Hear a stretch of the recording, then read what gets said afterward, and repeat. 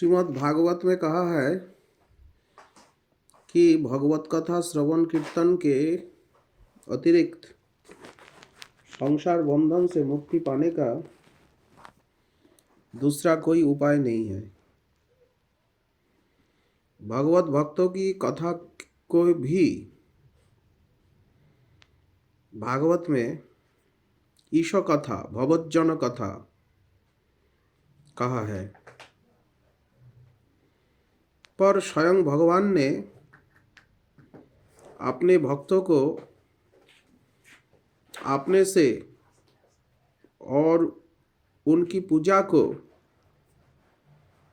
अपनी पूजा से भी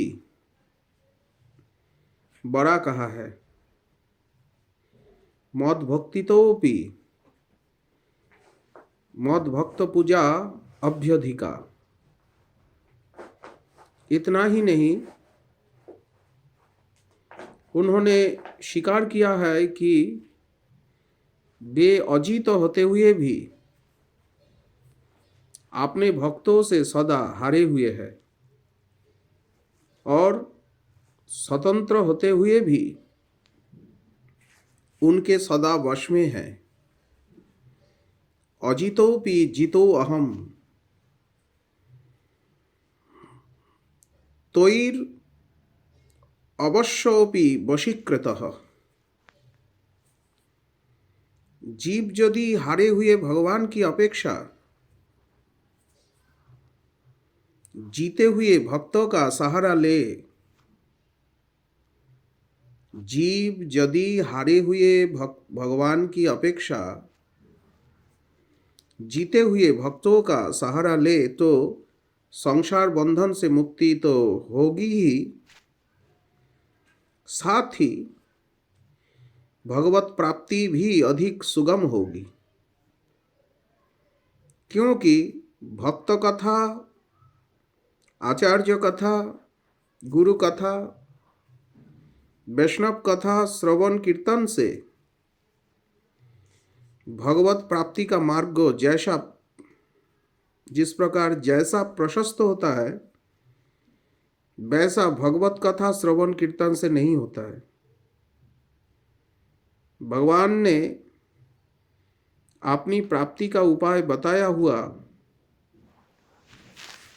भगवान अपनी प्राप्ति का जो उपाय बताते हुए कहा है, मैं केवल भक्ति से ही प्राप्त होता हूं, अन्य किसी उपाय से नहीं। भक्त्याहम एकया ग्राह्यः। भक्ति मिलती है भक्तों के संग और उनकी कृपा से ही, पर प्रकृत भगवत भक्तों का संग मिलना कठिन है। उनका संग जैसा उनके चरित्रों के द्वारा सुलभ है, वैसा और किसी उपाय से नहीं है। भगवत भक्तों के चरित्र के माध्यम से उनके संगों को सुलभ बनाना ही समस्त आचार्य महाजन महत्पुरुष उन सभी का लक्ष्य है कि भगवत भक्तों के चरित्र के माध्यम से उनके संग को प्राप्त करवाना, संग प्राप्त होना। भक्ति के जितने प्रकार है, उनमें श्रेष्ठतम ब्रजधाम की मधुर रसमयी भक्ति है। ब्रज में इसका उत्सव फूटा था आज से लगभग 500 वर्ष पूर्व। तब से आज तक इनकी निर्मल धारा अक्षुण्ण रूप से बहती चली आ रही है। इसमें जिस रसिकाचार्यों और रसिक भक्तों के अवदान है, बा इसी पुनीत धारा में जिस रसिकाचार्य और रसिक भक्तों ने अवगाहन किया,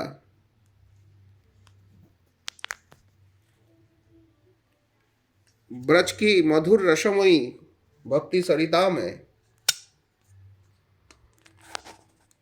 उन्हीं की पुण्य गाथाओं का श्रवण एवं कीर्तन करना वर्तमान काल में एकमात्र वही रसमयी भक्ति की प्राप्ति का एकमात्र उपाय है। इसीलिए मधुर भक्ति, ब्रज में जो मधुर भक्ति रस के प्रचार एवं प्रसार जो पिछले 500 वर्षों से ब्रज में प्रकाशित है, श्री कृष्ण चैतन्य संप्रदाय के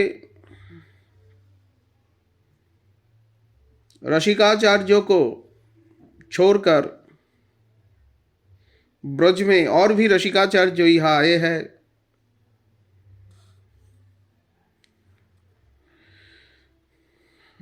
विभिन्न संप्रदाय के प्रधान रसिकाचार्य भी यहाँ आके ब्रज की रसोपासना प्रचार किए हैं एवं ब्रज की रसोपासना की जो विभिन्न विधाओं में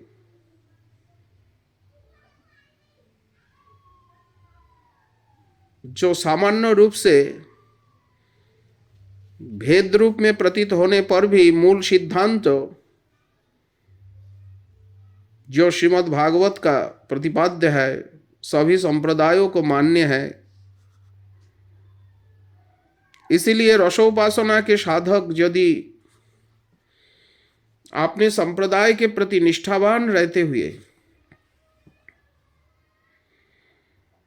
अन्य संप्रदायों के प्रति उदार दृष्टिकोण रखे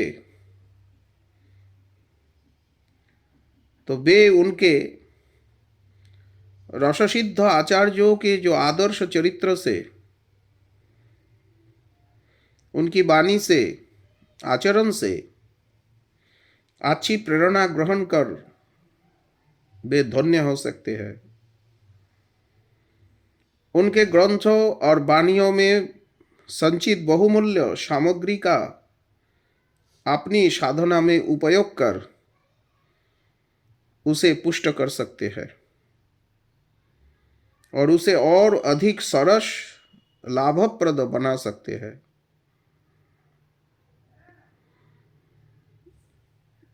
हम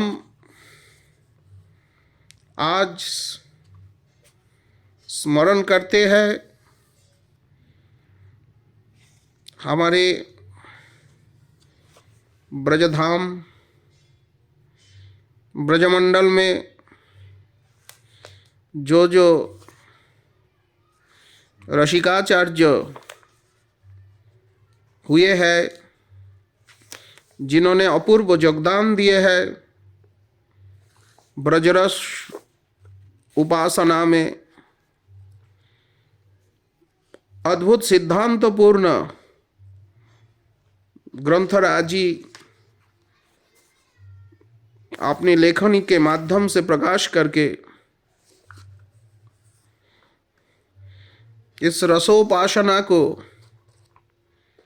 जिन्होंने समृद्ध बनाए हैं,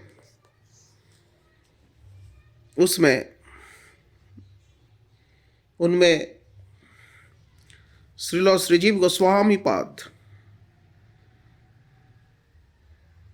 का आसन मध्यमणि मध्यस्थित रूप में अखिल आचार्य कमलकुल दिवाकर के रूप में, अखिल महिमंडलाचार्य के रूप में विराजित है। ये उनके ग्रंथों का, वाणियों का श्रवण कीर्तन जिन्होंने किया, मनन, सभी निस्संदेह रूप से स्वीकार करेंगे। भारतवर्ष पुण्यभूमि, धर्मक्षेत्र, भारतवर्ष का पूर्व बंगाल के बरिशाल जिले का एक अंश कभी चंद्रदीप नाम से प्रसिद्ध था, और चंद्रदीप के एक अंश बाकला के रूप, चंद्रदीप के एक अंश का नाम था बाकला, एक साथ में बाकला चंद्रदीप, बरिशाल जिले का एक स्थान। बाकला में श्री रूप सनातन जी के पिता कुमार देव की अट्टालिका थी। श्री रूप सनातन जी और उनके छोटे भाई बल्लभ जी जब हुसैन शाह के दरबार में सर्वोच्च पद पर नियुक्त थे, तब इस अट्टालिका का गौरव किसी राजप्रसाद से कम न था। धन धान्य, राज ऐश्वर्य, बंधु बांधवों, दास दासियों से परिपूर्ण एवं तरुलताओं, बाग बागीचों से परिवेष्टित इस अट्टालिका की शोभा देखते ही बनती थी। पर जब से तीनों भाई संसार छोड़कर चले गए, मानो इससे भी वैराग्य ले लिया, तो उसकी चमक दमक और चहल पहल अतीत के गर्भ में विलीन हो गई। पूर्व परिजनों और दास दासियों का कलगुंजन भी अब इसमें सुनाई नहीं पड़ता। सुनाई पड़ता है नितांत नीरवता के वातावरण में एक वर्षीय सी विधवा का मंद स्वर, जो रात्रि के अंधकार में दीप शिखा के निकट बैठी पुराण पाठ करती है, और उनके शिशु का कलकंठ, जो उनसे सटकर बैठा बड़े ध्यान से पुराण की कहानी, बड़े ध्यान से पुराण की कहानी सुनता है, और बीच बीच में उचक उचक कर विस्फारित नेत्रों से उसकी ओर देखते हुए रहस्यमय प्रश्न करता है। विधवा मां के नयनमणि ये बालक है अनुपम बल्लभ का एकमात्र पुत्र, नाम है श्रीजीव। इनकी बुद्धि की तीक्ष्णता और परमार्थ विषयों में असाधारण रुचि इसके प्रश्नों से साफ झलकती है। इसने अपने परिवार से उत्तराधिकार में पाया ही और क्या है, और न तो इसने पाया है अपने पिता और पितृव्यों का राजवैभव, न उनके किसी सिंहासन का उत्तराधिकार, पाई है केवल उनकी विवेक बुद्धि और उनकी भक्ति की अदम्य स्पृहा। जिसके बलबूते पर ही उसे उत्तर काल में करतल गत हुआ भक्ति का विराट साम्राज्य। उसके बल पर ही ये उदित हुआ वृंदावन धाम में भक्ति आंदोलन के जो केंद्र में भक्ति सिद्धांत और साधना के आलोक स्तंभ में आलोक स्तंभ के रूप में और परिचित हुआ गौड़ीय वैष्णव समाज के महान शक्तिधर अधिनायक श्रीजीव गोस्वामी के रूप में। श्रीजीव के जन्मकाल का अनुमान भक्ति रत्नाकर की निम्न पंक्तियों के आधार पर लगाया जाता है। श्रीजीवादि संगपने प्रभुरे देखिल, अति प्राचीनेर मुखे सब सुनिल।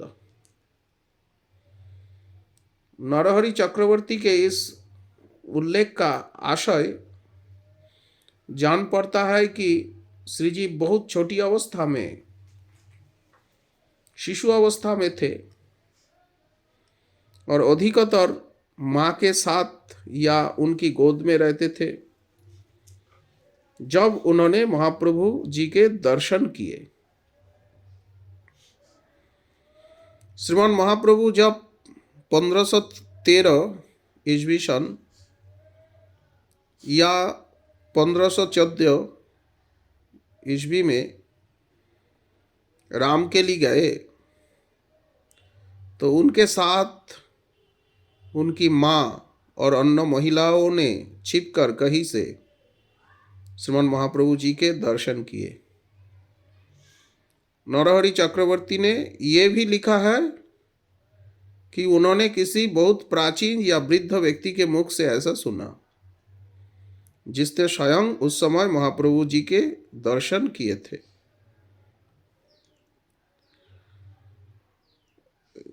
श्रीजीव गोस्वामी की उम्र यदि 2 वर्ष मानी जाए तो मानना होगा कि उनका जन्म ईस्वी सन 1511 में रामकेली में हुआ। ऐसा अनुमान है 1510, 11, 12। 3 वर्ष बाद 1514 में ईस्वी सन रूप गोस्वामी जी ने संसार त्यागा। बल्लभ और परिवार के अन्य लोगों के साथ वे पहले फतेहाबाद वाले अपने घर गए। कुछ दिनों के लिए वहां रह गए। बल्लभ परिवार के अन्य लोगों की लेकर बाकला चले गए। श्रीजीव के साथ उन्होंने सबको वहां छोड़ वे फतेहाबाद में रूप गोस्वामी फिर जा मिले।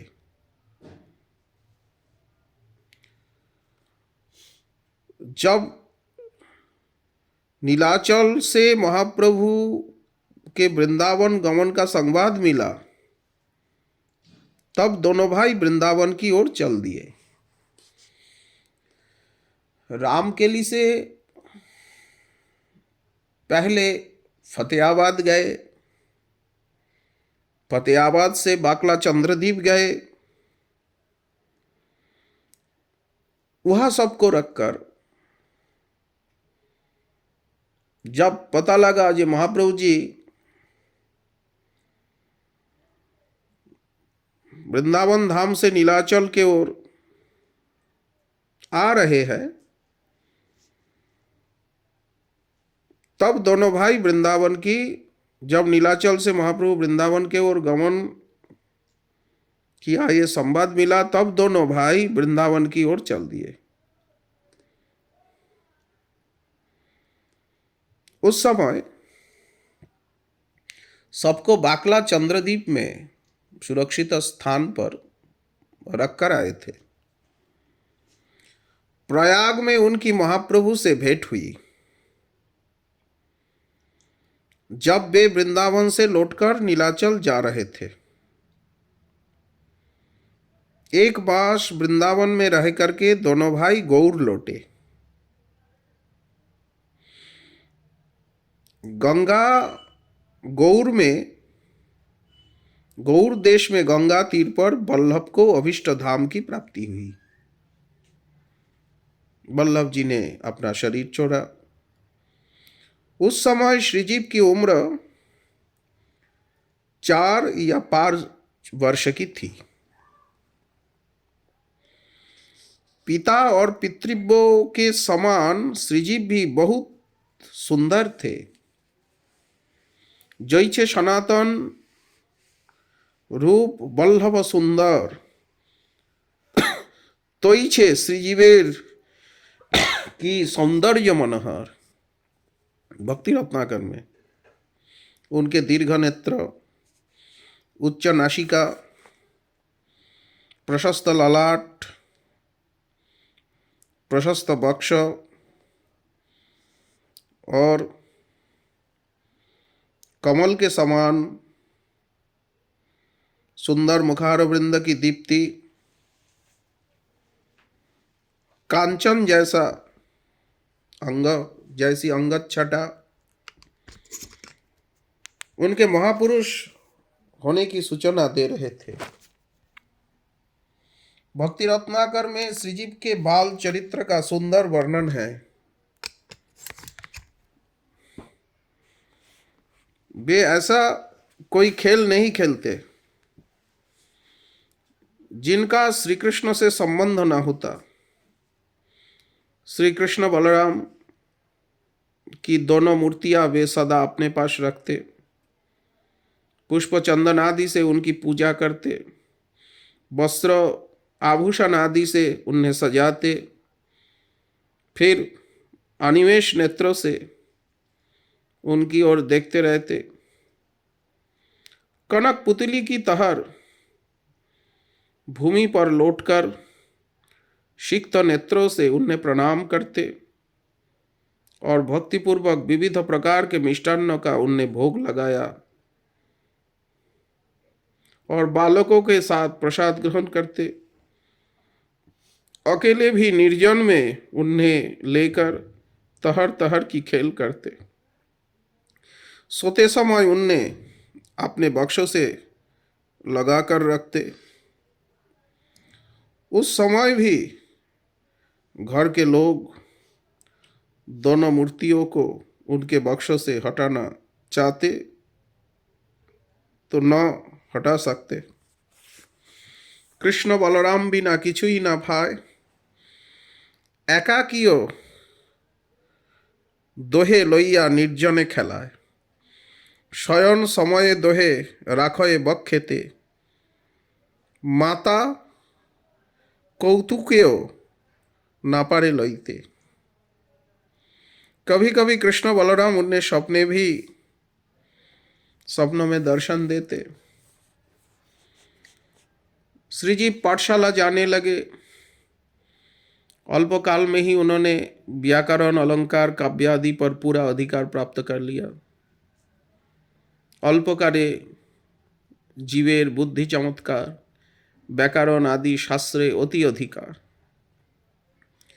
मेधा और बुद्धि का ऐसा चमत्कार देखकर अध्यापक और सहपाठी गणों के आश्चर्य की सीमा न रही। सभी कहने लगे, जीव कोई साधारण बालक नहीं है, लगता है इसका जन्म किसी देव अंश से हुआ। सबे कहे देव अंश जन्म इहार, नहीं लेकि अल्पकाले अत अधिकार। इनका जन्म किसी देव अंश से है। श्री जी पढ़ते लिखते तो बड़े मनोयोग से, पर कृष्ण बलराम की याद कर कभी कभी रो पड़ते। उनका जैसा भाव कृष्ण बलराम के प्रति था, वैसा ही निताई गौर के प्रति भी थी।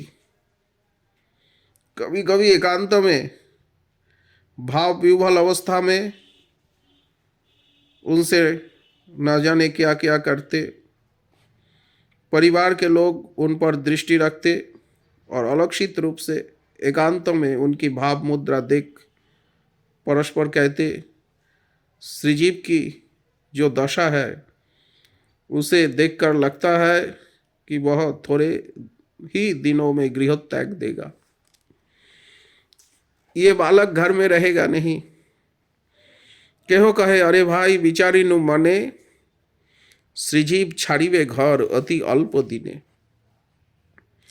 एक बार वे रो रो कर हा श्री कृष्ण चैतन्य, हा श्री कृष्ण चैतन्य कह करके पुकारते हुए धैर्य खो बैठे। आंतरिक वेदना इतनी असह्य हो गई कि पृथ्वी पर लोटपोट होने लगे। उनका मुख और वक्ष नेत्रों के जलों से भीग गया और अंत में मूर्छा आ गई। परिवार के किसी व्यक्ति ने अलक्षित रूप से उनकी ये दशा देखी। उस दिन रात को उन्हें निद्रा न आई। थोड़ी देर को आंख लगी तो सपनों में कृष्ण बलराम के दर्शन हुए।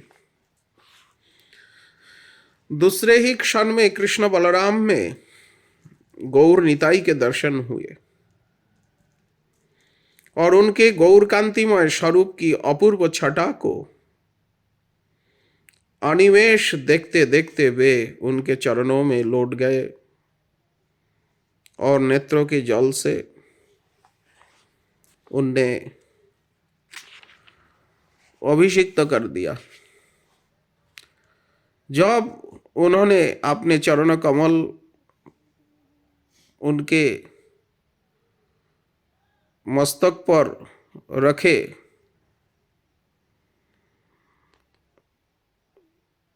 तब उन्होंने अपने चरण कमल श्री कृष्ण बलराम श्री निताई गौर सुंदर अपने चरण कमल उनके मस्तक पर रखे और प्यार से बार बार उन्हें आलिंगन कर अमृतमय प्रबोध वचन कहे। करुणा समुद्र गौर नित्यानंद राय पात पद्म दिलेन जीवेर माथाय।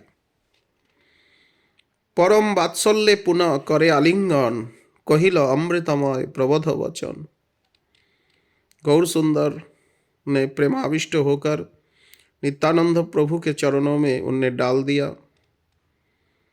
नित्यानंद प्रभु भी छाती से लगाया उनको और आशीर्वाद देते हुए कहा, मेरे प्रभु गौर सुंदर में तुम्हारी रति हो, वे तुम्हारे जीवन सर्वस्व हो। श्री गौर सुंदर महाप्रेमाविष्ट हइया प्रभु नित्यानंद पदे दिल समर्पिया। नित्यानंद श्रीजीवे कहे बार बार, यही मोर प्रभु होक सर्वस्व तुम्हार। तब से गौर निताई की स्वप्न दृष्टि मूर्तियां, उनकी जो छाया की तरह,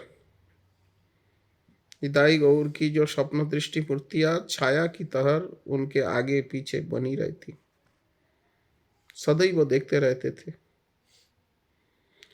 संसार के प्रति उदासीनता का भाव उन पर सदा छाया रहता। परिवार के प्राचीन ऐश्वर्य का लोप हो जाने पर भी उनके पास अपने और परिवार के भरण पोषण के लिए पर्याप्त धन था, पर उन्होंने अपने धन संपत्ति की और कभी मूर कर नहीं देखा। वे अपनी माँ और अन्य लोगों के मुख से सुनते जो अपने दोनों पितृव्यों के त्याग और वैराग्य की कहानी, और उनका हृदय एक अपार्थिव पुलक से बार बार सिहर उठता। उनका दिव्य आकर्षण उन्हें अपनी ओर खींचता जान पड़ता।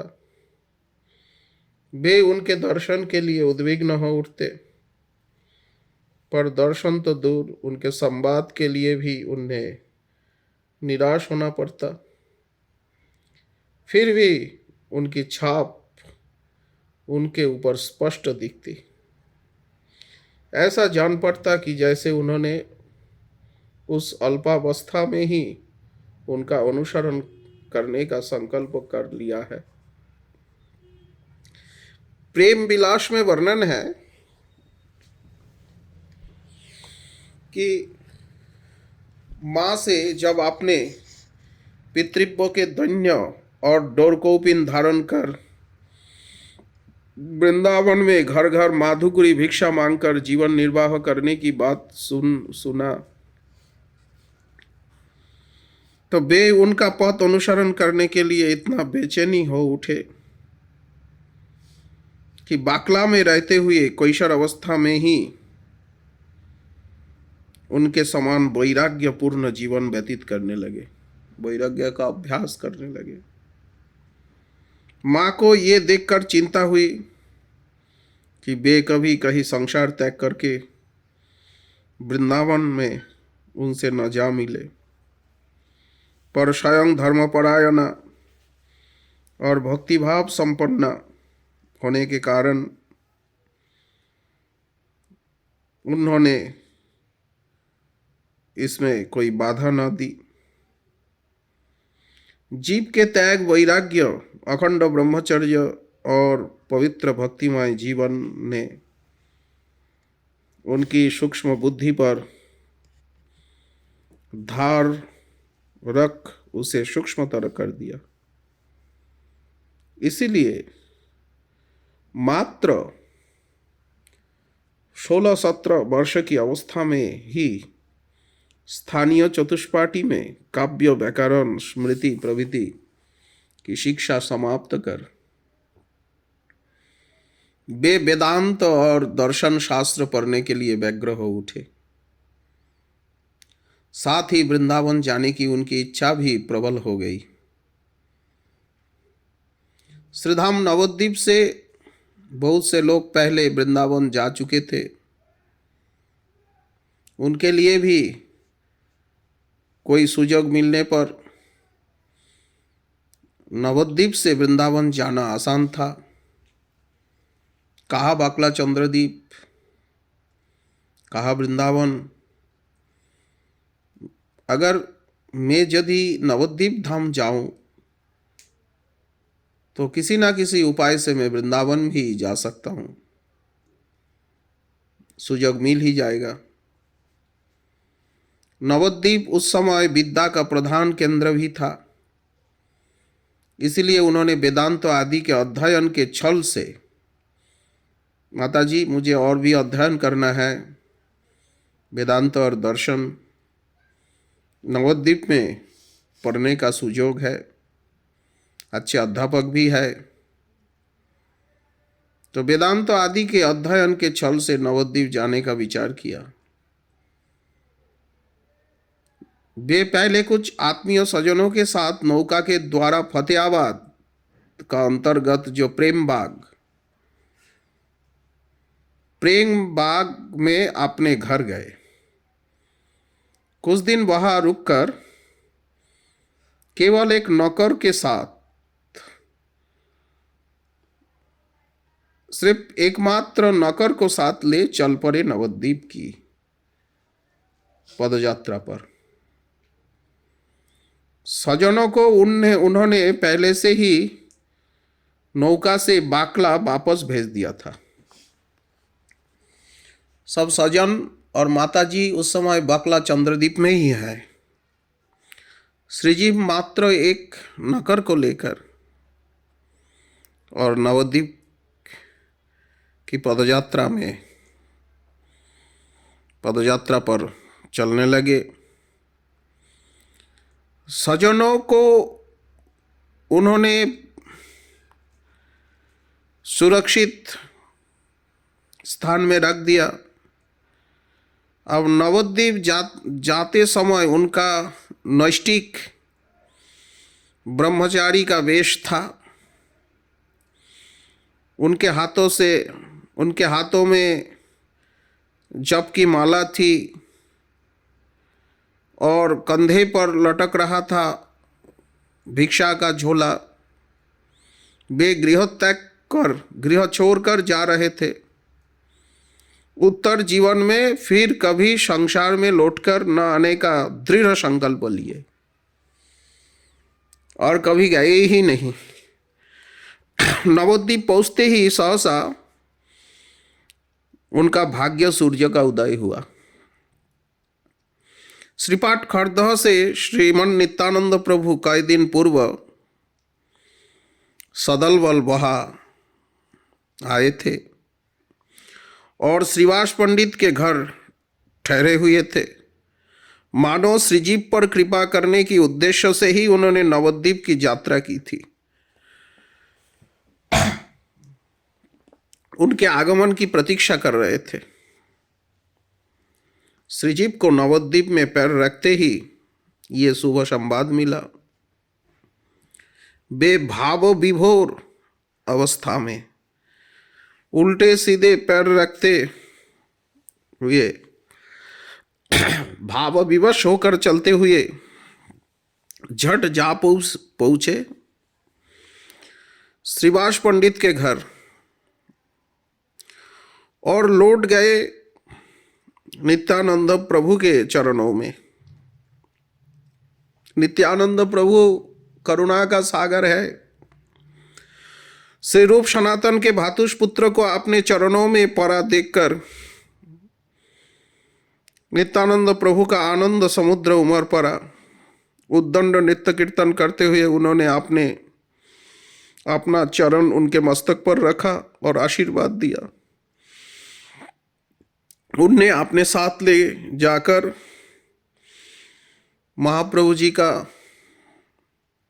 निवास स्थली, जन्मस्थली एवं गौड़लीला के विभिन्न चिन्हित स्थानों का दर्शन कराया। नित्यानंद प्रभु ही ये नवद्वीप धाम परिक्रमा का प्रवर्तक है। ये जो नवद्वीप धाम परिक्रमा, नवद्वीप धाम का जो विशेष विशेष चिन्हित लीला स्थलियों का दर्शन आज भी भक्त लोग करते रहते, ये पद्धति का प्रवर्तक है स्वयं नित्यानंद प्रभु। बाद में श्रीनिवास, नरोत्तम, श्यामानंद प्रभु आदि इसी परंपरा को और भी पुष्ट किए। महाप्रभु की स्मृति से पूर्ण, महाप्रभु की लीला माधुरी की अनुभूति से परिपूर्ण, उनकी एक एक लीला स्थली के दर्शन कर श्रीजी भाव समुद्र में खो गए। दूसरे दिन नित्यानंद प्रभु से हाथ जोड़कर बोले, प्रभु आपकी कृपा से महाप्रभु की आदि लीला के सभी स्थानों के दर्शन कर लिए।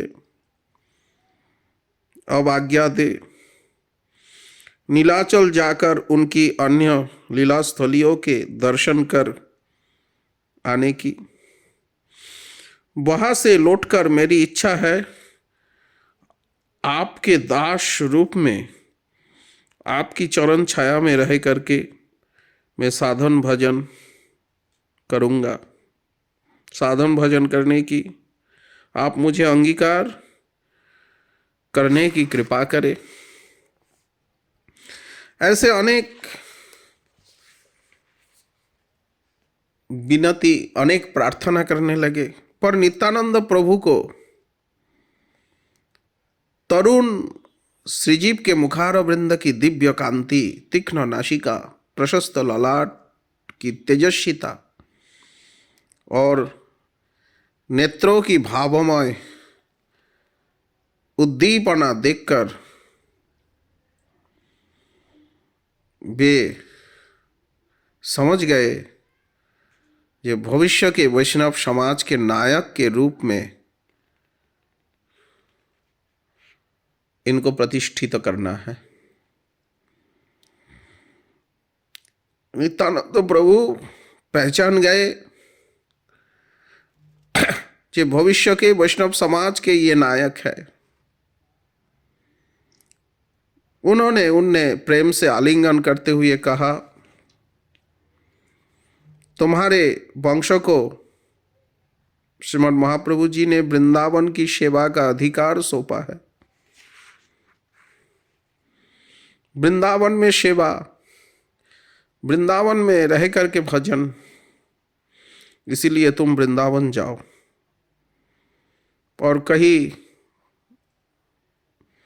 भटकने की आवश्यकता नहीं है, सीधा तुम वृंदावन जाओ, वही तुम्हारा प्रकृत कार्य क्षेत्र है। तुम्हारे पितृव्य रूप सनातन महाप्रभु जी के आदेश से वहां रहकर भक्ति धर्म का प्रचार कर रहे हैं, तुम जाकर उनकी सहायता करो। उनके पश्चात तुम्हें ही महाप्रभु द्वारा प्रचारित वैष्णव धर्म के प्रचार का गुरुतर भार संभालना होगा और तैयार करनी है उनकी दार्शनिक भित्ति। पर इस कार्य के लिए वेद वेदांत का अध्ययन करना आवश्यक है। इसलिए वृंदावन जाने से पूर्व कुछ दिन तुम काशी में रह करके मधुसूदन वाचस्पति से वेदांत की शिक्षा ग्रहण करो। नित्यानंद प्रभु जी का कृपादेश प्राप्त कर नित्यानंद प्रभु जी का चरणारविंद और समालिंगन से शक्ति प्रेम से परिपूर्ण होकर श्रीजीव काशी में चले गए। काशी चले गए, मधुसूदन वाचस्पति से वेदांत पढ़ने लगे। मधुसूदन वाचस्पति जी का उस समय काशी में प्रबल प्रताप था। वे सार्वभौम भट्टाचार्य के प्रियतम शिष्य थे। न्याय और वेदांत के भारत विख्यात पंडित सार्वभौम भट्टाचार्य का महाप्रभु से साक्षात होने के पश्चात जो मत परिवर्तन हो गया था, वे भक्ति सिद्धांत के अनुसार वेदांत का प्रचार करने लगे थे। उन्हीं से वेदांत की शिक्षा ग्रहण कर मधुसूदन वाचस्पति काशी धाम में श्रेष्ठ प्राचार्य के रूप में प्रतिष्ठित हुए थे। श्रीजीव की अद्भुत मेधा से वाचस्पति प्रभावित हुए। प्रेम से उन्हें वेदांत का पाठ पढ़ाया। 19 वर्ष की आयु में उनके न्याय वेदांत शास्त्रों में अद्वितीय होने की ख्याति काशी में चारों ओर फैल गई। काशी में वेदांत का पाठ समाप्त करने के पश्चात श्रीजीव वृंदावन चले गए। अनुमान किया जाता है वेदांत पढ़ने के लिए काशी में कम से कम 2 वर्ष रहे होंगे। वृंदावन में उस समय स्वर्णिम युग था। भक्ति की गंगा अबाध गति से उमड़ घुमड़ कर बह रही थी। उनके पितृव्य नवस्थापित कृष्ण भक्ति के साम्राज्य पर शासन कर रहे थे। श्री कृष्ण की श्री विग्रहों की स्थापना और कृष्ण भक्ति शास्त्रों के निर्माण और कृष्ण लीला संबंधी स्थलियों के आविष्कार का कार्य तीव्र गति से चल रहा था। श्री रघुनाथ भट्ट गोस्वामी, श्रील प्रबोधानंद सरस्वती पाद, उद्भट विद्वान, ब्रज साहित्य और ब्रज रसों में जिनका अद्भुत योगदान है, और गोपाल भट्ट गोस्वामी जी, श्री रघुनाथ दास गोस्वामी जी, श्री काशीश्वर पंडित गोस्वामी जी और कृष्णदास कविराज गोस्वामी जी, कृष्णदास अधिकारी जी, प्रधान प्रधान श्री चैतन्य महाप्रभु जी के परिकर वृंदावन पहुंच चुके थे और विभिन्न प्रकार से रूप सनातन के प्रचार कार्यों में उनका हाथ बटा रहे थे। श्रीजीव को भी इस कार्य में सहयोग करने के लिए नित्यानंद प्रभु ने वृंदावन भेजा था। उन्हें प्राप्त कर श्री रूप श्रील सनातन गोस्वामी जी अति प्रसन्न हुए। उनसे जाकर उन्हें ले जाकर सब महात्माओं से उनका परिचय करवाया, सबका आशीर्वाद दिलवाया। उनकी अवस्था इस समय केवल 19 वर्ष की थी। वे सबसे छोटे और रूप सनातन के भातुषपुत्र होने का कारण सबके स्नेहभाजन थे ही। उन्हें अपने रूप, गुण, चरित्र और असाधारण पांडित्य, कृष्ण भजन और वैष्णव सेवा में अदम्य उत्साह के कारण सबको विशेष रूप से प्रभावित करने में देर न लगी।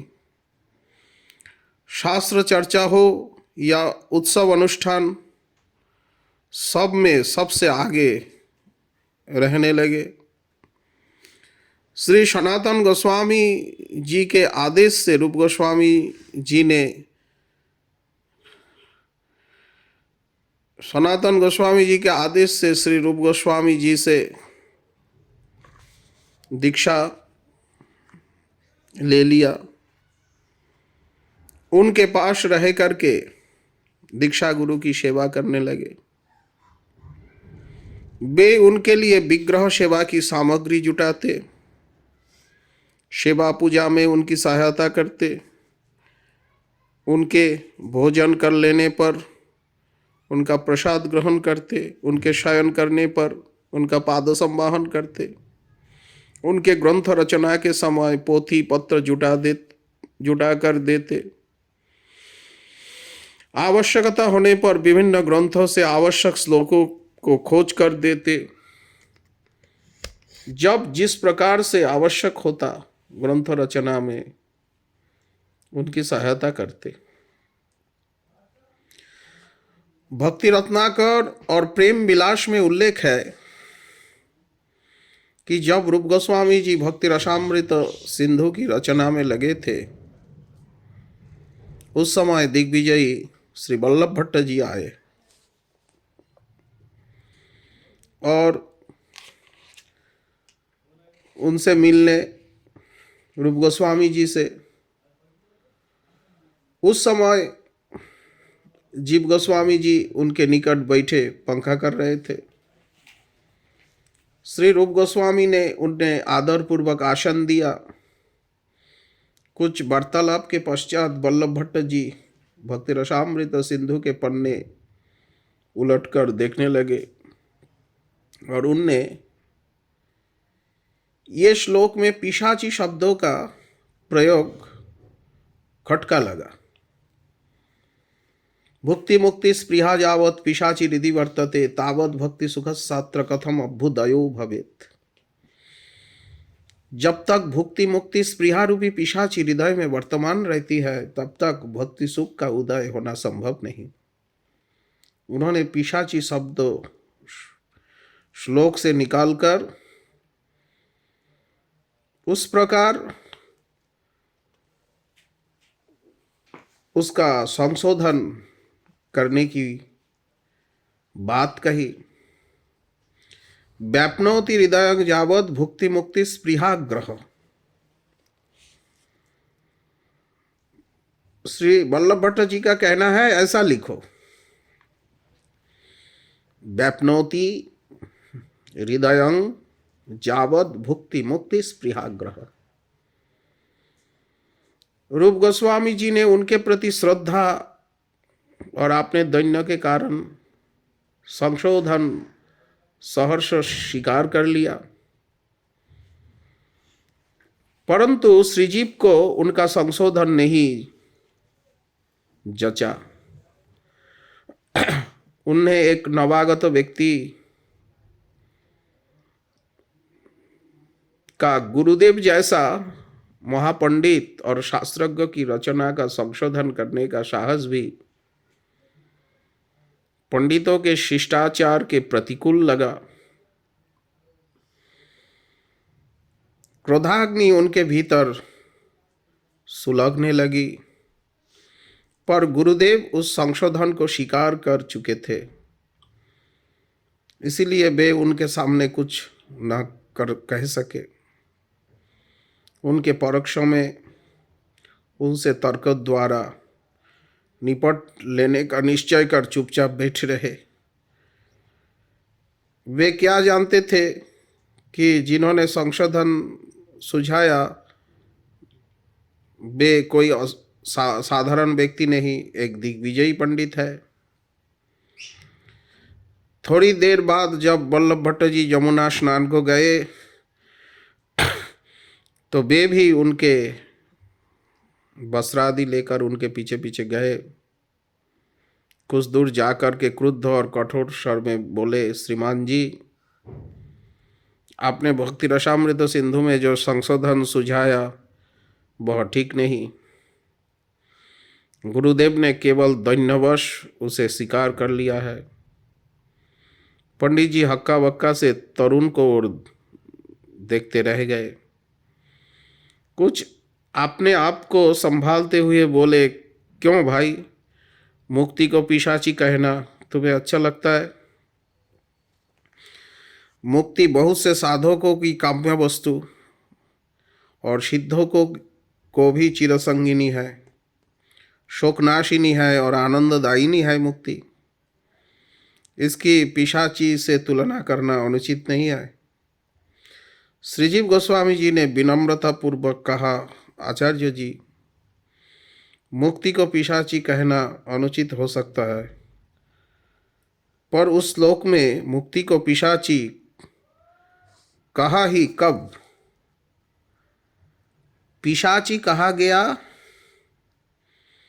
मुक्ति की स्पृहा को, जो यथार्थ है। स्पृहा या वासना चाहे जैसी ही हो, उसका भक्तों के हृदय में कोई स्थान नहीं। यदि वह भक्तों के हृदय में प्रवेश कर जाती है तो उसके भक्ति रस का शोषण कर लेती है और उसे उसी प्रकार अशांत बनाए रहती है जिस प्रकार पिशाची किसी मनुष्य के भीतर प्रवेश कर उसे अशांत बनाए रखती है। शांत हो तो केवल सिर्फ कृष्ण भक्त ही है, जो कृष्ण सेवा के अतिरिक्त और कुछ नहीं चाहते। भुक्ति मुक्ति कामी जितने भी है सब पिशाची ग्रस्त व्यक्ति के तहर ही अशांत है। श्लोक में पिशाची शब्द का प्रयोग किए बिना भी काम चल सकता था, पर उसके बगैर श्लोक का जो भाव इतने प्रभावशाली ढंग से स्पष्ट ना होता।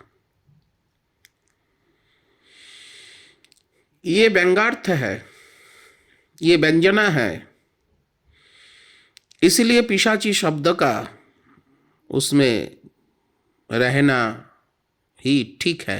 आप क्या कहते?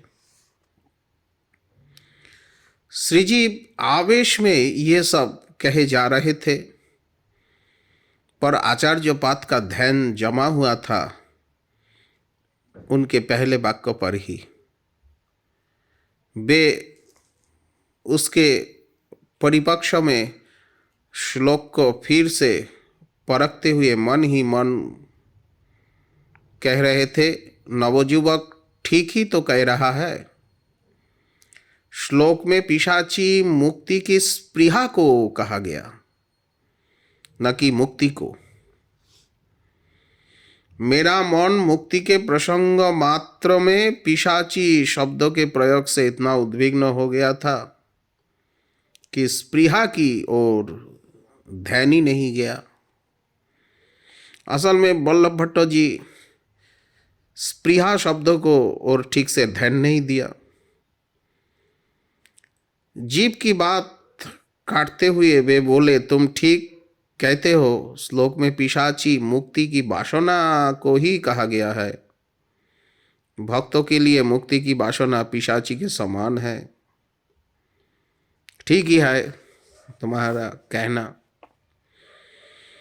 प्रतिभाधर तरुण पंडित की सूक्ष्म विचार शक्ति और दृष्टि की मन ही मन सराहना करते हुए उन्होंने जमुना जी में स्नान किया। संध्या वंदन तर्पण आदि करके स्नान के पश्चात फिर गए रूप गोस्वामी जी के कुटीर पर गोविंद घाट में। ये घटना गोविंद घाट का है, वृंदावन। केशी घाट, भ्रमर घाट, बाद में गोविंद घाट, जहाँ पर रूप गोस्वामी जी का कुटीर है।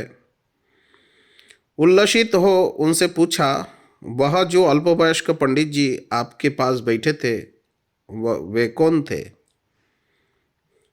उनका परिचय प्राप्त करने के उद्देश्य से ही आपके पास लौटकर आया हूँ। रूप गोस्वामी जी ने कहा, वो मेरा शिष्य और भतीजा है, अभी कुछ दिन हुए देश से आया है। बड़ा प्रभावशाली और होनहार है वह। उन्होंने श्लोक के संशोधन के कारण उसके रोष का सब वृत्तांत कह सुनाया। अंत में कहा, उसका दोष बिल्कुल नहीं था, भूल मेरी ही थी। मेरा ध्यान पिशाची शब्दों में इतना उझल गया था कि मैं स्पृहा का और ध्यान ही नहीं आया मेरा। अब मेरा अनुरोध है कि आप श्लोक को उसी प्रकार रहने दें, उसमें कोई परिवर्तन ना करे। ऐसा कह करके दिग्विजयी वल्लभ भट्ट जी ने चले गए। अब रूप गोस्वामी जी के मन में एक अभूतपूर्व आलोड़न छोड़ गए। जैसे ही श्रीजीव जमुना स्नान से लौट कर आए, उन्होंने उनकी कड़ी भत्सना करते हुए कहा, ये भट्ट जी ने बड़ी कृपा की जो मेरे पास आए और मेरे हित के लिए मेरे ग्रंथों में संशोधन करने को कहा।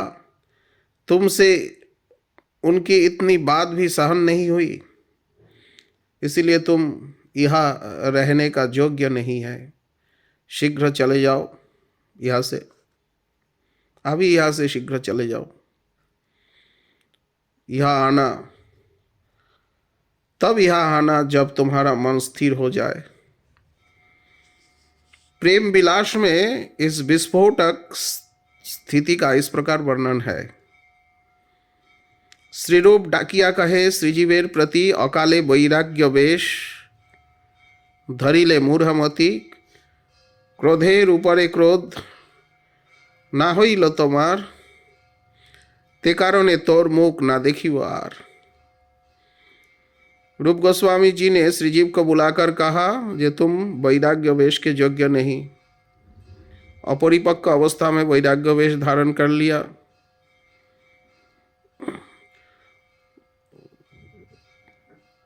तो यहाँ से वापस चले जाओ।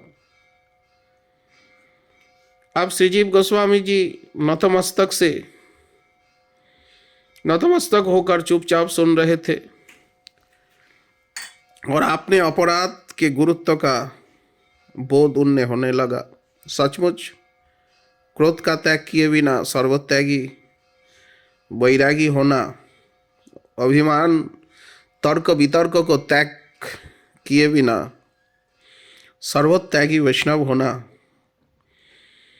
और कृष्ण के चरणों में पूर्ण आत्मसमर्पण होना संभव नहीं। शोक और अनुताप की अग्नि उनके अंतर में धू धूम कर जलने लगी। गुरु आज्ञा शिरोधार्य कर क्रंदन करते करते उन्हें प्रणाम करके वहां से वे चल दिए। श्री जी वृंदावन से बहुत दूर निर्जन वन प्रांत में एक पर्ण कुटीर निर्माण कर उसमें रहने लगे। नंदघाट में जाकर वृंदावन से आगे माडवन, भंडीरवन, बंशीवट, भद्रवन और उस पार नंदघाट, उस पार चले गए। आरंभ किया कठोर वैराग्यपूर्ण कृच्छ साधना का जब ध्यानमय जीवन। निर्जन में रह करके जब ध्यान करने लगे, संकल्प किया कि जब तक गुरुदेव के मनोभाव के अनुकूल अपने जीवन में आमूल परिवर्तन न कर लेंगे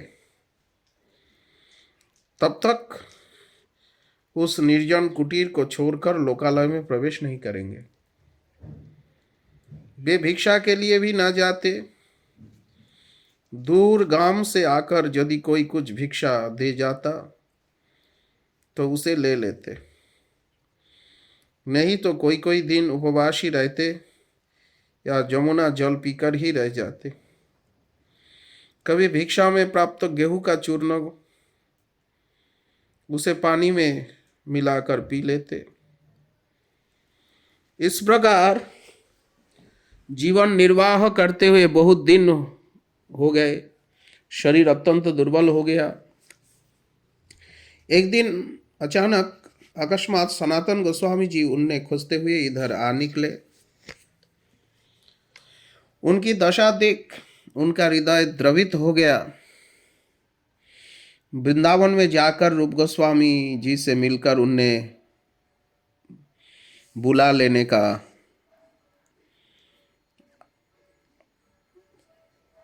आज्ञा करना चाहा, पर सहसा इस संबंध में कुछ ना कह करके उनसे पूछा, तुम्हारे भक्ति रसामृत सिंधु का जो काम है कहाँ तक हो पाया है? काम तो बहुत कुछ हो गया, पर अब तक कभी समाप्त हो लेता यदि जीव होता। उसे मैंने किसी अपराध के कारण अपने पास से हटा दिया है। रूप गोस्वामी जी ने उत्तर दिया। तब सनातन गोस्वामी जी ने अवसर पाकर तुरंत कहा, मैं सब जानता हूं, उसे मैं देखकर आया हूं। अनाहार, अनिद्रा, उपवास और कठोर तपस्या के कारण उनका शरीर इतना जर्जर हो गया है कि उसकी ओर देखा भी नहीं जाता है। बस प्राण किसी प्रकार से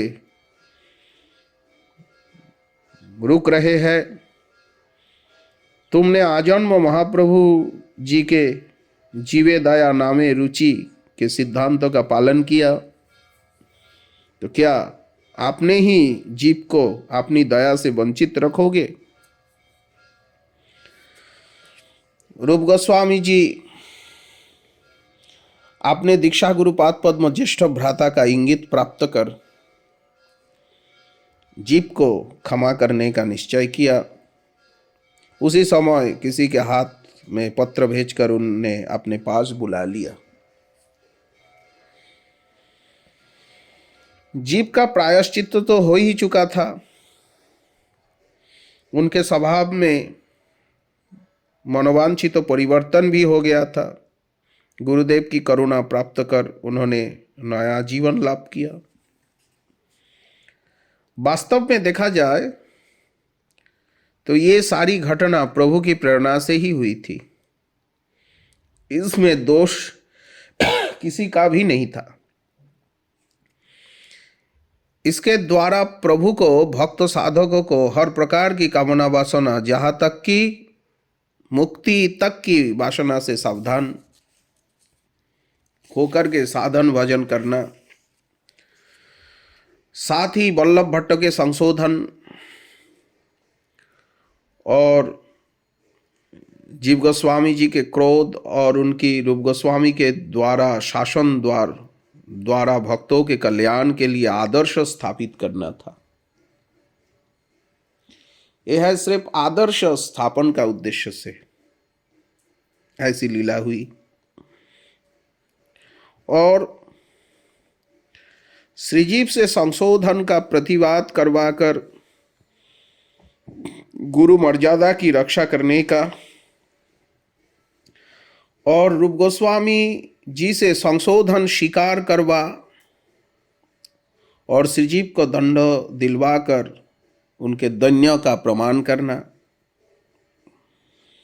अनेकानेक उद्देश्य संपूर्ण के लिए ऐसी लीला भगवद इच्छा से ऐसी घटना घटी थी। इस संबंध में ये विशेष रूप से उल्लेखनीय है कि जीव गोस्वामी जी ने भक्ति रसामृत सिंधु की अपनी टीका में दुर्गम संगमनी में उक्त श्लोक की व्याख्या करते समय वल्लभ भट्ट के संशोधित पाठ को भी सराहना की है। उन्होंने लिखा, व्याप्नोति हृदयं यावत् भुक्ति मुक्ति स्पृहाग्रह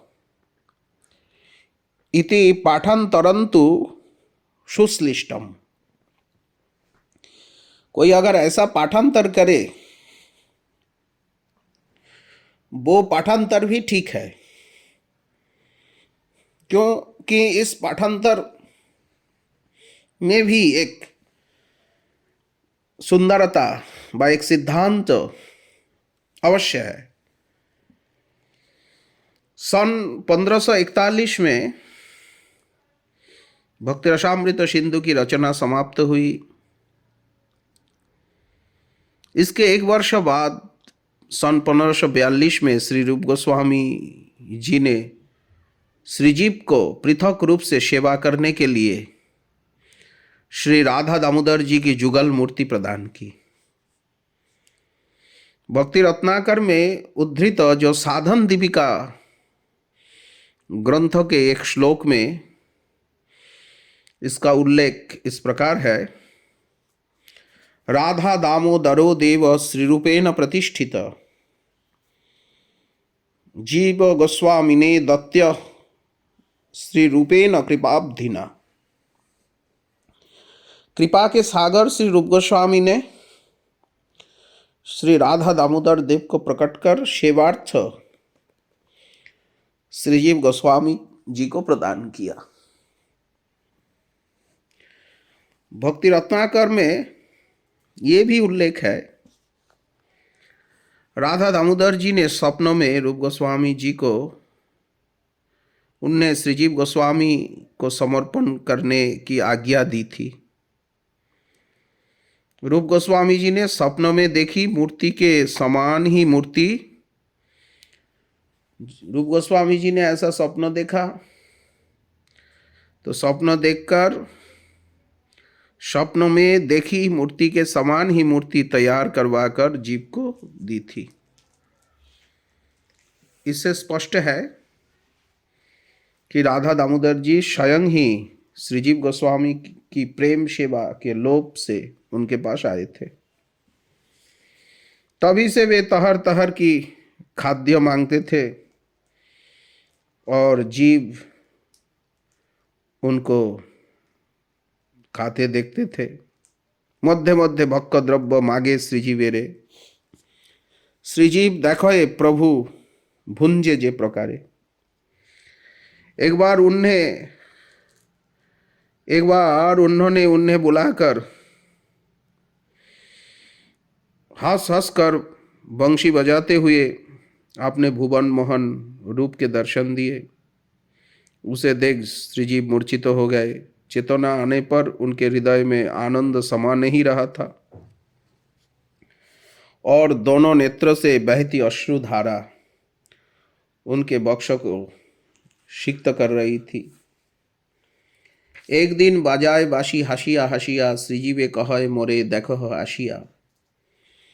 কৈশোর বয়স বেশ ভুবন মোহন দেখিতেই শ্রীজীব হইল অচেতন। চেতন পাইয়া হিয়া आनंदे उथले भाषये दीघल दुटी नयनेर जले। सनातन गोस्वामी जी को श्री कृष्ण ने जो गोवर्धन शिला प्रदान की थी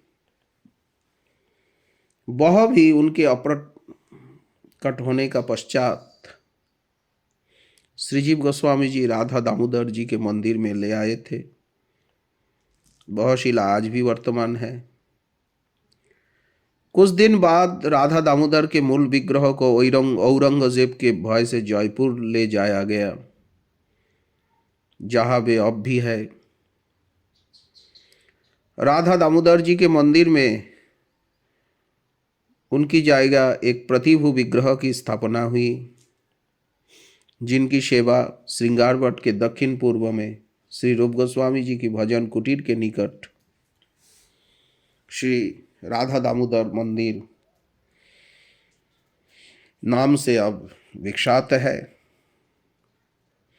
इस मंदिर का निर्माण हुआ था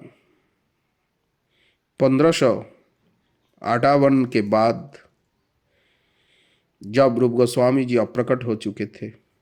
ये सूचना वृंदावन शोध संस्थान में सुरक्षित एक दस्तावेज की नकल से मिलती है, जिसके अनुसार जीव गोस्वामी जी ने इस मंदिर के लिए जमीन 1558 में आलीशा चौधरी नाम के एक व्यक्ति से खरीदी थी।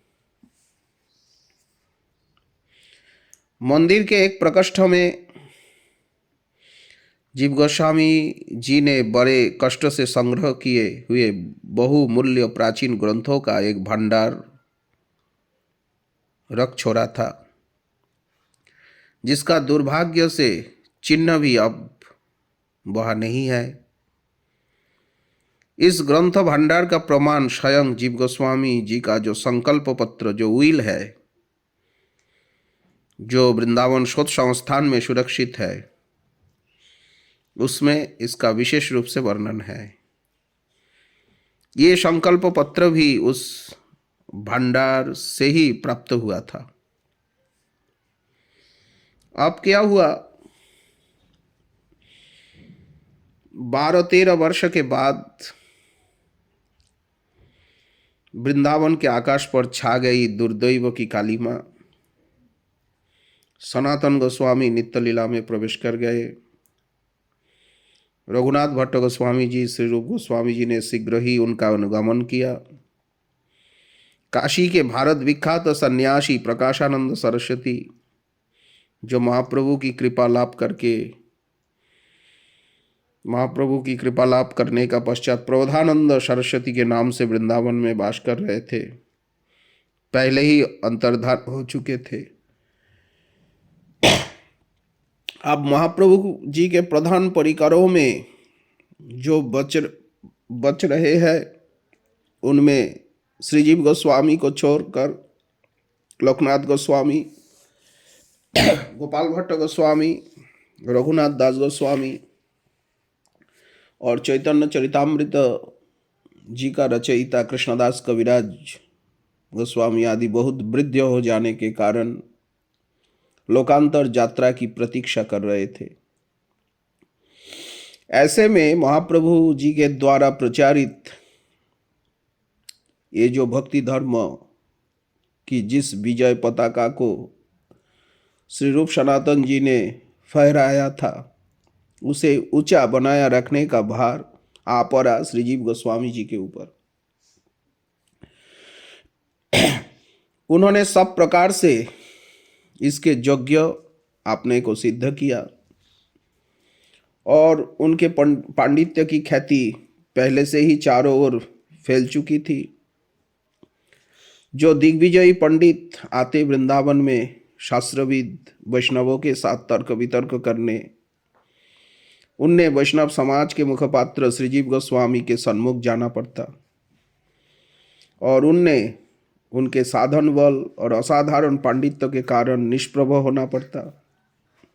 बहुत से भक्त और जिज्ञासु आते भक्ति धर्म में दीक्षा ग्रहण करने या भक्ति शास्त्र की शिक्षा ग्रहण करने के लिए। सबको श्रीजीव गोस्वामी के चरणों में आत्मसमर्पण करना होता, सबको वह आश्रय मिलता। बहुत से लेखकों और टीकाकारों को श्रीजीव गोस्वामी जी का मुखापेक्षी होना पड़ता।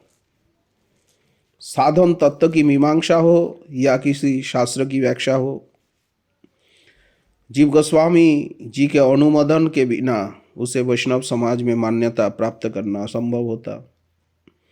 इसीलिए रूप सनातन गोस्वामी के अंतर्धान के पश्चात श्रीजीव गोस्वामी जी का ब्रजमंडल के अधिनायक के रूप में उभर आना स्वाभाविक था। अधिनायक थे। ग्राउस साहेब ने जो मथुरा का हिस्ट्री लिखा है वो प्रामाणिक है। ग्राउस साहब ने लिखा है कि अकबर बादशाहों ने गौड़ीय गोस्वामियों से आकृष्ट होकर सन 1573 में वृंदावन में उनसे भेंट की। तो ग्राउस के लेख से आज भी प्रमाण मिलता है। कुछ लोगों का मत है कि अकबर बादशाहों की भेंट सनातन गोस्वामी जी से हुई। कुछ का मत है कि उनकी भेंट जीव गोस्वामी से हुई। हम कह चुके हैं कि सनातन गोस्वामी जी से अकबर बादशाह की भेंट होना संभव नहीं था, क्योंकि उनका अंतर्धान हो चुका था 1573 से बहुत पहले ही। तो जीव गोस्वामी जी से भेंट हुआ और 1573 से पूर्व श्री रूप गोस्वामी जी, रघुनाथ भट्ट गोस्वामी जी का भी अंतर्धान हो चुका था। इस समय गौड़ीय गोस्वामी में वृंदावन में वर्तमान थे लोकनाथ गोस्वामी, भूगर्भ गोस्वामी, जीव गोस्वामी जी,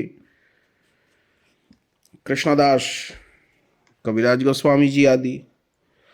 अकबर को उन्हीं का आकर्षण हो सकता है, पर जीव गोस्वामी की उस समय ब्रजमंडल के अधिनायक के रूप में ख्याति फैल चुकी थी। इसीलिए गोस्वामियों के प्रतिनिधि स्वरूप श्री जीव गोस्वामी जी से ही उनकी भेंट की बात यथार्थ जान पड़ती है। साल के हिसाब से ग्राउस साहब का जो वर्णन है उनके हिसाब से जीव गोस्वामी के प्रति अकबर की श्रद्धा का प्रमाण वृंदावन शोध संस्थान में सुरक्षित वह फरमान भी है जिसके द्वारा उन्होंने जीव गोस्वामी के नाम गोविंद देव की सेवा के लिए 130 बीघा जमीन भेंट की थी। वृंदावन में अकबर बादशाह जी जीव गोस्वामी जी के नाम में गोविंद देव की सेवा के लिए 130 बीघा जमीन भेंट की है। वह फरमान, वह दलील आज भी वृंदावन संस्थान में सुरक्षित है। अकबर बादशाह के जीव गोस्वामी के प्रति आदर भाव और औदार्यपूर्ण व्यवहार के कारण ही आज वृंदावन में जितनी भू संपत्ति गोविंद देव की है उतनी और किसी का भी नहीं है। वृंदावन का राजाधिराज कहलाते हैं गोविंद देव जी को। गोविंद देव जी वृंदावन के राजा ये सभी कहलाते। श्रीजीव गोस्वामी जी के साथ मीराबाई के साक्षात्कार की कथा भी प्रसिद्ध है। प्रियादास जी ने भक्तमाल की टीका में इसका उल्लेख इस प्रकार किया।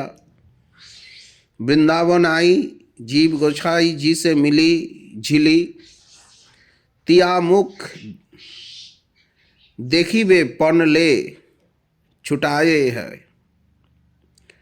मीराबाई आई श्रीजीव गोस्वामी दर्शन करने। श्रीजीव गोस्वामी के किसी शिष्य ने उनसे कहा, वे स्त्री का मुख नहीं देखते। मीराबाई ने उत्तर दिया, मैं तो जानती थी कि वृंदावन में गिरधारी लाल ही एकमात्र पुरुष है और सब स्त्री है। मैं नहीं जानती थी कि यह जीव गोस्वामी भी एक पुरुष है जो स्त्रियों का मुख नहीं देखते। जीव गोस्वामी जी ने जब कुटिया के भीतर से ही ये सुना तो प्रसन्न होकर बाहर निकल आए और मीराबाई जी से मिले।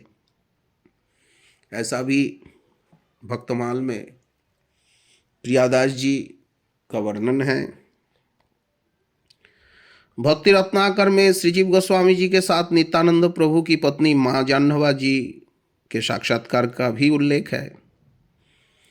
जाह्नवा माता जी का वृंदावन आगमन खेतरी उत्सव के पश्चात अर्थात सन 1576 से 77 के आसपास माना जाता है। वे जब वृंदावन गई तो जीव गोस्वामी जी ने उन्हें घूम घूम कर ब्रजमंडल के दर्शन करवाए।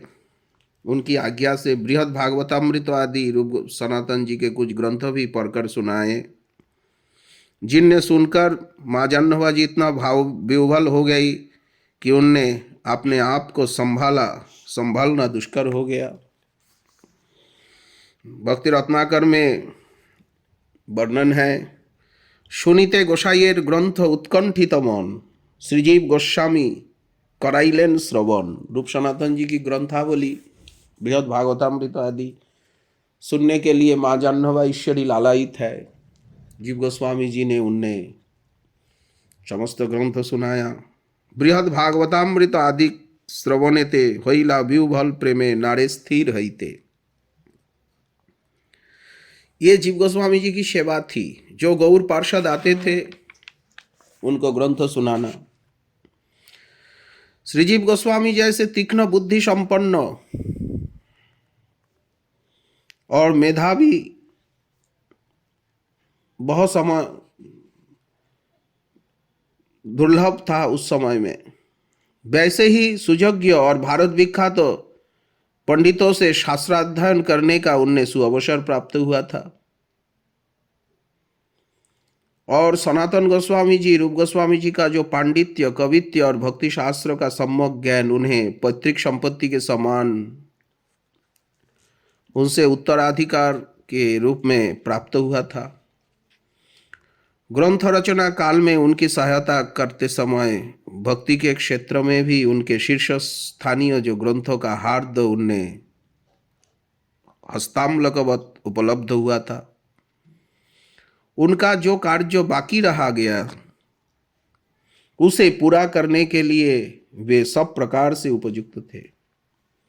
उनका सारा जीवन बीत गया था कृष्ण लीला और रसतत्व, वैष्णवाचार और भक्ति पथ में विधि निषेध संबंधी ग्रंथों की रचना द्वारा वैष्णव मत की प्रतिष्ठा करने में। पर वैष्णव मत की प्रतिष्ठा दृढ़ रूप से उसकी दार्शनिक भित्ति सुदृढ़ किए बिना नहीं हो सकती थी। इस कार्य के लिए उनके पास अवकाश न रहा। इसलिए उन्होंने ये कार्य सौंपा श्रीजीव गोस्वामी जी को। उन्होंने सत्संदर्भ की रचना कर जिस दक्षता से दार्शनिक भित्ति को सुदृढ़ किया, उससे वैष्णव धर्म जितना संपन्न और सुदृढ़ हुआ उतना पहले कभी नहीं हुआ था। संदर्भ के अतिरिक्त उन्होंने और भी अनेक ग्रंथ की रचना की, अनेकों को का संकलन किया, अनेकों की व्याख्या की। उन सब का न तो मुद्रण हुआ है न सब उपलब्ध है। कुछ के प्राचीन ग्रंथों का नाम मात्र देखने को ही मिलते हैं। श्रीजीव गोस्वामी जी के पश्चात उनका ही आनुगत्य में उनका ही आश्रित श्री कृष्णदास अधिकारी जी ने उनके ग्रंथों की एक तालिका छोड़ गए हैं, जिसके आधार पर नरहरि चक्रवर्ती ने भक्ति रत्नाकर में एक तालिका प्रस्तुत की है। कृष्णदास ने अपनी तालिका के अंत में इत्यादि शब्द जोड़ दिया, जिससे स्पष्ट है कि उस तालिका के अतिरिक्त और भी ग्रंथ है जिनका उसमें नाम नहीं है। दो महत्वपूर्ण ग्रंथ है जिन्हें हम जानते हैं उसमें छोड़ दिए गए, वे है लघुतोषणी और सर्वसंवादिनी। श्रीजीव गोस्वामी जी के ग्रंथों का श्रेणी विभाग भी किया जा सकता है। जैसे व्याकरण ग्रंथों में हरिनामामृत व्याकरण, सूत्र मालिका और धातु संग्रह, ये 3 व्याकरण विभागीय ग्रंथ है। और संग्रह ग्रंथ स्तव ग्रंथ में श्री राधा कृष्णार्चन दीपिका, गोपाल विरुधावली, माधव महोत्सव, संकल्प कल्पद्रुम, भावार्थ चंपू, भक्ति रसामृत शेष, पद्म पुराणोक्त, कोई कहते श्री कृष्ण पदचिन्ह और राधिका पदचिन्ह। लीला ग्रंथ में गोपाल चंपू, पूर्व और उत्तर चंपू। टीका ग्रंथ में ब्रह्म संहिता की टीका, गोपाल तापनी उपनिषद की टीका, भक्ति रसामृत सिंधु की टीका, दुर्गम संगमणि, उज्जवल नीलमणि की रोचनी, जोगसार स्तव की टीका एवं अग्नि पुराणोक्त श्री गायत्री विवृति व भाष्य। संदर्भ व विचार ग्रंथ में तत्व संदर्भ, भगवत संदर्भ, परमात्मा संदर्भ, कृष्ण संदर्भ, भक्ति संदर्भ और प्रीति संदर्भ। सर्वसंवादिनी को पृथक ग्रंथ ना मानकर प्रथम 4 ग्रंथों का अनुव्याख्या या प्रपूर्ति मानना चाहिए। ऐसा महापुरुषों को कहना है कि तत्व संदर्भ, भगवत संदर्भ, परमात्मा संदर्भ और कृष्ण संदर्भ का ही परिपूरक प्रपूर्ति है सर्वसंवादिनी में। हरिनामामृत व्याकरण ये है एक अद्भुत ग्रंथ। इसका पाठ करते समय पाठकों को हरिनामामृत पान करने में अवसर मिलता है। इसके मंगलाचरण श्लोक में जीव गोस्वामी ने लिखा है कि जिस प्रकार श्री कृष्ण की उपासना करने वाले भक्त हरिनाम की माला की सहायता से नाम जप करते हैं, उसी प्रकार मैंने इस व्याकरण के सूत्र की सहायता से भगवान नाम के समूह को इस प्रकार गाता है कि उसके पाठ के साथ साथ भगवान नाम का भी उच्चारण या स्मरण होता है। संकेत के साथ परिहास, पादपुरन या अनायास हरि नाम लेने से ही समस्त पापों का नाश होता है। इसीलिए उस व्याकरण का अन्य व्याकरण की अपेक्षा विशेषत्व व महत्व है। ये गोस्वामी जी ने खुद ही लिखा। सूत्र मालिका और धातु संग्रह स्वतंत्र ग्रंथ न होकर हरिनामामृत व्याकरण के ही 2 अध्याय है, इसके रूप में ही मानना चाहिए। षट संदर्भ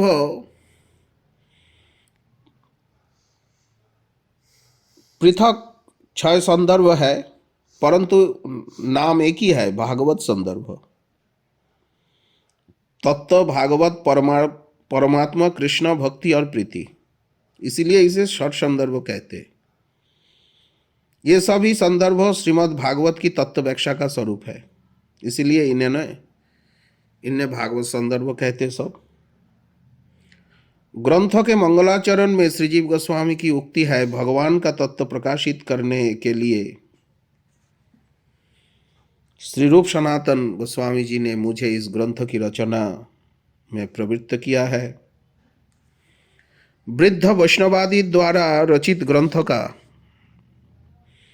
उनके किसी दाक्षिणात्य भट्ट बंधु ने सार संकलन कर एक ग्रंथ प्रणयन किया है जो कहीं कहीं खंडित है, कहीं क्रमानुसार है और कहीं बिना किसी क्रम के है। उसी ग्रंथों को पर्यालोचना करके क्षुद्र जीव ने उसे क्रमानुसार लिखा है। वृद्ध वैष्णवों से श्रीजीव गोस्वामी का अभिप्राय है श्रीमद मध्वाचार्य, श्रीधर स्वामी आदि प्राचीन वैष्णवाचार्यों से, जो दाक्षिणात्य भट्ट बंधु से उनका अभिप्राय श्रीपाद गोपाल भट्ट गोस्वामी जी से है, जैसा कि बलदेव विद्याभूषण जी ने तत्व संदर्भों की टीका में कहा। इससे स्पष्ट है कि मूल रूप से इस ग्रंथ का प्रणयन किया गोपाल भट्ट गोस्वामी जी ने ही, उसे पूर्ण कर क्रमबद्ध किया और उसकी पर्यालोचना कर उसे अंतिम रूप दिया श्रीजीव गोस्वामी जी ने। श्रीजीव ने प्रत्येक संदर्भ के आरंभ में ये लिखकर इस बात को दोहराया है, तस्याद्यम ग्रंथ आलेख्यम क्रांत बुत्क्रांत खंडितम पर्यालोच्चाय पर्यायं कृत्वा लिखति जीवक। जीव गोस्वामी द्वारा मंगलाचरण में गोपाल भट्ट गोस्वामी का नाम ना लिखे जाने और केवल रूप सनातन के बंधु दक्षिणात्य भट्ट लिखकर उनका संकेत किए जाने का कारण हो सकता है कि उन्होंने दैन्यवश अपना नाम लिखने के लिए जीव गोस्वामी जी को उसी प्रकार निषेध कर दिया जिस प्रकार उन्होंने चैतन्य चरितामृत के लेखक को अपने संबंध में कुछ भी लिखने का निषेध किया था। इसीलिए इसी प्रकार दाक्षिणात्य द्विजेंद्र और श्री रूप सनातन जी के बंधु दाक्षिणात्य भट्ट इस प्रकार उन्होंने लिखा। तत्व संदर्भ में श्रीजीव गोस्वामी जी प्रत्यक्ष अनुमान उपमान आदि जितने प्रमाण हैं उनसे केवल शब्द प्रमाण को ही ग्रहण किया, बाकी सब प्रमाण को दोष युक्त ठहराया और शब्द प्रमाणों में भी श्रीमद् भागवत का श्रेष्ठता सिद्ध किया। इसे ब्रह्मसूत्र का वेदव्यास द्वारा स्वरचित भाष्य माना है। इसीलिए उन्होंने ब्रह्मसूत्र के भाष्य की पृथक रूप से रचना करने का प्रयोजन अस्वीकार करते हुए भागवत संदर्भ की श्रीमद् भागवत के ही भाष्य रूप में रचना की है।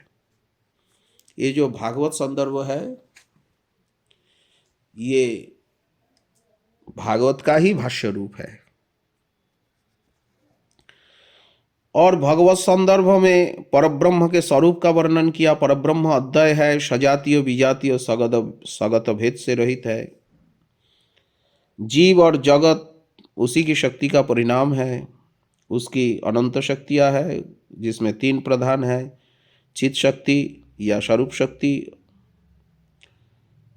और जीव शक्ति, माया शक्ति। चित शक्ति का प्रकाश है उनके धाम परिकर और लीलादि, जीव शक्ति का प्रकाश है जीव और माया शक्ति का प्रकाश है जगत। ब्रह्म की स्वरूप शक्ति के विकास क्रम के अनुसार उनके अनंत रूप में जिसमें तीन रूप मुख्य है, ब्रह्म, परमात्मा और भगवान। ब्रह्म में स्वरूप शक्ति का न्यूनतम विकास है, केवल उतना ही है जितना सत्ता मात्र की रक्षा के लिए आवश्यक है, इसीलिए उसे केवल स्वरूप कहते हैं। उसमें ऐसा कोई विशेषत्व नहीं है जो अनुभव में आ सके, इसीलिए उसे निर्विशेष कहते। परमात्मा में स्वरूप शक्ति का विकास ब्रह्म की अपेक्षा अधिक है, इसलिए वह मूर्त है। श्रुतियाँ उसे अंगुष्ठ प्रमाण कहती है, वह अंतर्जामी रूप से सब जीवों के अंतःकरण में विद्यमान है। भगवान में स्वरूप शक्ति का पूर्णतम विकास है, ऐश्वर्य, माधुर्य और सौंदर्य की पूर्ण अभिव्यक्ति है, इसलिए वे रस स्वरूप है। उनके भी वासुदेव, राम, नारायण, नृसिंह आदि अनेक रूप है जिसमें उनके ऐश्वर्य माधुर्य का विकास क्रम का तारतम्य है, पर उनका कृष्ण रूप ही सर्वश्रेष्ठ है। वे स्वयं भगवान हैं। अन्य समस्त भगवत स्वरूप उनके अंग और कला कला का कला, कला की कला है। परमात्मा संदर्भ में परमात्मा के जीव और प्रकृति के साथ संबंध की आलोचना की गई है। परमात्मा परब्रह्म का वह अंश है, परमात्मा परब्रह्म का वह अंश है जिसके द्वारा वह अनंत कोटि ब्रह्मांड की सृष्टि आदि कार्य करता है और उनमें व्याप्त रह करके उनका संचालन करता है। परमात्मा का संबंध केवल जीव शक्ति और माया शक्ति से है। जीव शक्ति को तटस्था शक्ति कहते, क्योंकि वह न तो स्वरूप शक्ति के अंतर्भुक्त है न माया शक्ति के। जीव इसी शक्ति का परिणाम है और वे इसी प्रकार भगवान के अंश है जिस प्रकार स्फुलिंग अग्नि के।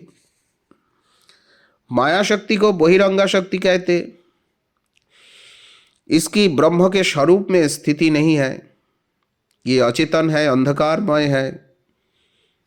इसका भगवान से उसी प्रकार संबंध है जिस प्रकार धूम्र का संबंध है अग्नि से। जगत उसी का परिणाम है। जीव और जगत का ब्रह्म से अचिंत भेदाभेद संबंध है। ये जो अचिंत भेदाभेद संबंध, ये महाप्रभु जी का हार्द है। कृष्ण संदर्भ में जीव गोस्वामी जी भागवत के चांक्ष कला पुंस कृष्णस्तु भगवान स्वयं इस श्लोक के अनुसार सिद्ध किया जो कृष्ण अवतार नहीं अवतारी है, अन्य सभी अवतार इनके अंश है। कृष्ण के धाम परिकर लीलादि का भी उन्होंने इसमें विस्तार रूप से वर्णन किया। भगवत धाम मायातीत है, पर जब भगवान भूमंडल पर अवतीर्ण होते तब पहले उनके धाम का भी अवतरण होता है। इसी प्रकार भगवत धाम के दो प्रकाश है, एक प्रकट प्रकाश और एक अप्रकट प्रकाश। अप्रकट प्रकाश भी दो प्रकार का है, एक गोलोक अर्थात वैकुंठ से ऊपर स्थित अप्रकट प्रकाश और पृथ्वी पर स्थित अप्रकट प्रकाश। गोलोक के अंतरमंडल, गोलोक के ऊपरी जो मंडल है उनको वृंदावन कहते हैं। भगवान की लीला भी दो प्रकार की है, प्रकट लीला और अप्रकट लीला व नित्य लीला। जब लीला ब्रह्मांड में गोचरीभूत नहीं होती तब उसे अप्रकट लीला कहते। जब भगवान की इच्छा से लीला ब्रह्मांड में गोचरीभूत होती है तब उसी लीला को प्रकट लीला कहते। प्रकट लीला में प्राकृत जगत और जीव के समान भगवान का भी जन्म होता है। जन्म के पश्चात शैशव, बाल्य, कैशोर, पौगंड और कैशोर अवस्था का क्रम चलता है। अप्रकट लीला में कृष्ण नित्य किशोर है, इसीलिए बहुत सी मधुर लीलाएं हैं।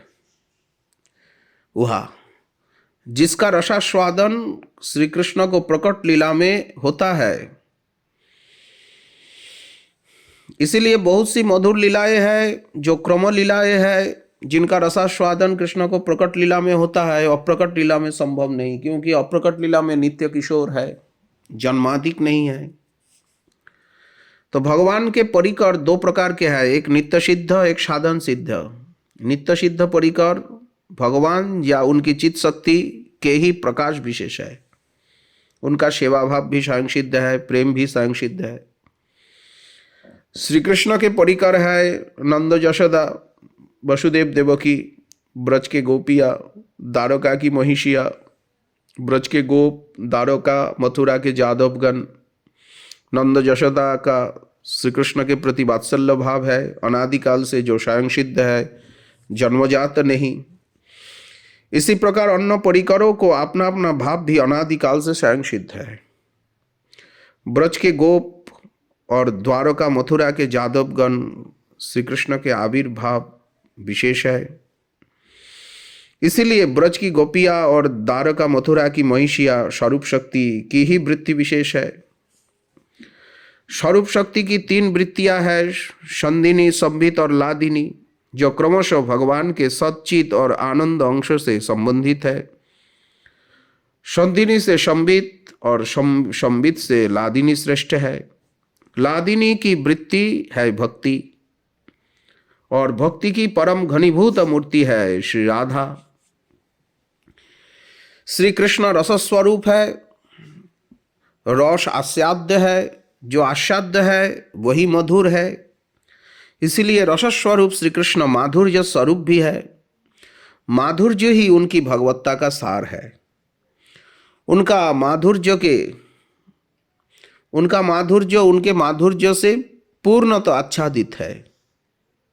उनका ऐश्वर्य, श्री कृष्ण का स्वरूप ऐश्वर्य और माधुर्य एक साथ में ही रहता है, परंतु उनका ऐश्वर्य उनके माधुर्य से यह ब्रजलीला में संपूर्ण आच्छादित है। श्री कृष्ण का माधुर्य असीम है, श्री राधा रानी का प्रेम भी असीम है।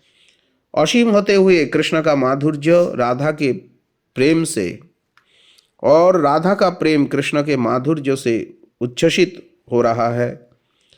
इसीलिए कृष्ण का माधुर्य असीम होते हुए भी निरंतर वर्धमान होने का कारण नित्य नवीन है। रसस्वरूप श्री कृष्ण सर्वोत्कृष्ट भक्ति रस का आस्वादन करने के लिए ही सब प्रकार से स्वतंत्र होते हुए भी भक्त के अधीन होते हैं, भक्ति के अधीन होते हैं। और भक्ति संदर्भ में भक्ति के स्वरूप, प्रकार, अंग, सोपान आदि का वर्णन किया गया। भक्ति है ईश्वर की लादिनी शक्ति की वृत्ति। तो जीव की अपनी शक्ति का भी वर्णन किया गया। ये जीव की अपनी शक्ति नहीं है, भक्ति भगवत शक्ति है। भक्ति जीव की शक्ति नहीं, भगवान की लादिनी शक्ति की ही वृत्ति है। गुणातीत तो लादिनी शक्ति की वृत्ति होने के कारण ये निर्गुण है भक्ति और प्रपंचातीत है। भगवान इसे जीव के चित्त में निक्षिप्त कर उसे आनंदित करते और स्वयं भी आनंदित होते हैं। भक्त्यानंद भगवान के स्वरूप आनंद से भी श्रेष्ठतम है। भक्ति कर्म, ज्ञान और योग से भी श्रेष्ठ है। भक्ति की प्रारंभिक अवस्था में ज्ञान और योग सहायक है, क्योंकि सांसारिक विषयों की कामना से मुक्त है। जो भक्ति की उच्चतर अवस्था में वे बाधक है। सामान्यतया ज्ञान योग कदापि विधि भक्ति का सहायक हो भी सकता है,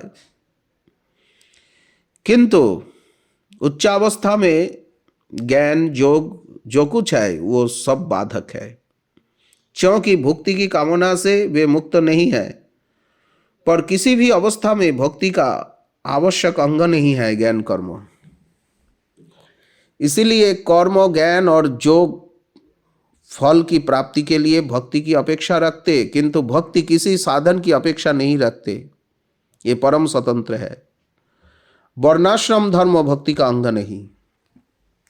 जिस प्रकार ज्ञान, कर्म, योग भक्ति का अंग नहीं, उसी प्रकार वर्णाश्रम धर्म भी भक्ति का अंग नहीं। इससे स्वर्ग की प्राप्ति होती है, मुक्ति की नहीं। और निष्काम कर्मों से मुक्ति की प्राप्ति होती है। कृष्ण की प्रेम सेवा नहीं मिलेगी। कर्मों से सम्यक त्याग में भक्ति का अधिकार होगा। भक्ति ही प्राण है। आत्यंतिक श्रद्धा। भक्ति का प्राण क्या है? भक्ति कैसे मिलेगी? आत्यंतिक श्रद्धा से, कृष्ण की प्रेम सेवा की बलवती लालसा, यही है शास्त्रीय श्रद्धा, आत्यंतिक श्रद्धा। भगवत साक्षात्कार भक्ति से ही होता है, अन्य किसी साधन से नहीं। यदि हृदय में भक्ति ना हो तो साक्षात्कार वह साक्षात्कार नहीं, असाक्षात्कार के समान है। इससे भगवान के माधुर्य का आस्वादन नहीं होता है। उसी प्रकार दृष्टांत दिया गया, जैसे पित्त दूषित चित्त से मिश्री के मिठास का आस्वादन नहीं होता है। भक्ति साधन भी है, साध्य भी है। साधन भक्ति और साध्य भक्ति की अपरिपक्व परिपक्व अवस्था, ये दो भेद है। साधन भक्ति के 64 अंग है, जिनका पर्यावसान नवधा भक्ति में होता है। नवधा भक्ति के अंगों में श्रवण, कीर्तन, स्मरण, अर्चन, बंधन, दास्य, सख्य, आत्मनिवेदन आदि। इनमें भी नाम संकीर्तन सर्वप्रधान है। नाम कीर्तन के बगैर भक्ति का कोई भी अंग पूर्ण नहीं है।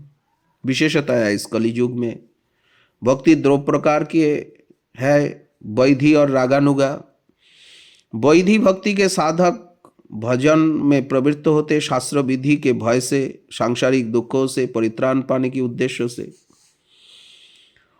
और रागानुगा मार्ग के साधक भजन में प्रवृत्त होते हैं कृष्ण में राग या प्रीति या आसक्ति व रुचि के कारण, उनकी सेवा के लोभ से। रागानुगा भक्ति का मूल आधार है रागात्मिका भक्ति। रागात्मिका भक्ति के आश्रय नंद यशोदा सुबलादि सखा राधा ललितादि जो कृष्ण की स्वरूप शक्ति के मूर्त विग्रह है और अनादिकाल से ब्रजधाम में ब्रज परिकर के रूप में विराजमान है। इसीलिए ब्रज में कृष्ण के परिकर 4 प्रकार के हैं, दास्य सख्य वात्सल्य और मधुर। दास्य सख्य वात्सल्य भाव के परिकर की कृष्ण सेवा उनके संबंध के अनुरूप होती है, इसीलिए वह संबंध रूपा कहलाती है। परंतु ब्रज सुंदरियों की भक्ति रागात्मिका भक्ति कोई संबंध की अपेक्षा नहीं रखती, वह एकमात्र कृष्ण प्रीति की कामना की अपेक्षा रखती है, इसलिए वह कामरूपा कहलाती है। रागात्मिका भक्ति के समान रागानुगा भक्ति भी 2 प्रकार की होती है, एक संबंधानुगा, एक कामानुगा। और कामानुगा भक्ति भी 2 प्रकार की है, एक संभोगेच्छामयी, एक तद्भावेच्छामयी। जो संभोगेच्छामयी भक्ति है, कृष्ण के साथ संभोग की इच्छा रहती है। संभोग की इच्छा रखने वाले भक्तों को ब्रज में ब्रजेंद्र नंदन की सेवा नहीं मिलती है, क्योंकि ब्रज में ससुख वासना है ही नहीं, उनमें द्वारका की प्राप्ति होती है। और संभोग इच्छामयी भक्ति अगर ऐश्वर्य ज्ञान गंध शून्य हो, प्रीतिमयी हो, तो उसमें नायिका भाव, और आगे चल करके तद्भावेच्छात्मिका सखी भाव आया। सखी भाव का चरम में मंजरी भाव। साधन भी रागानुगा भक्ति का साधन भी 2 प्रकार का है, अंतर और बाह्य। अंतर साधन का संबंध मन से है, बाह्य साधन का संबंध देह और बाह्य इंद्रिय से है। रागानुगा भजन अंतर साधन प्रधान है, लीला स्मरण इसका मुख्य अंग है, पर श्रवण कीर्तन आदि बाह्य साधन इसमें अपेक्षणीय है, उपेक्षणीय नहीं, अपेक्षणीय है। श्रवण कीर्तन के बिना कदापि स्मरण होगा नहीं। बाह्य साधन से अंतर साधन की पुष्टि होती है, और बाह्य साधन से यथावस्थित तो पांचभौतिक देह भी परिशुद्ध होता है, और बाह्य साधन यथावस्थित तो पांचभौतिक देह से, परंतु देह तो पांचभौतिक नहीं रहता है। अंतर साधन होता है अंतश्चिंतित सिद्ध देह से। यही रागानुगा भक्ति का रहस्य है। इसी प्रकार सत्संदर्भ में जीव गोस्वामी जी ने समस्त सिद्धांतों का सारा सार प्रकाशित किया है।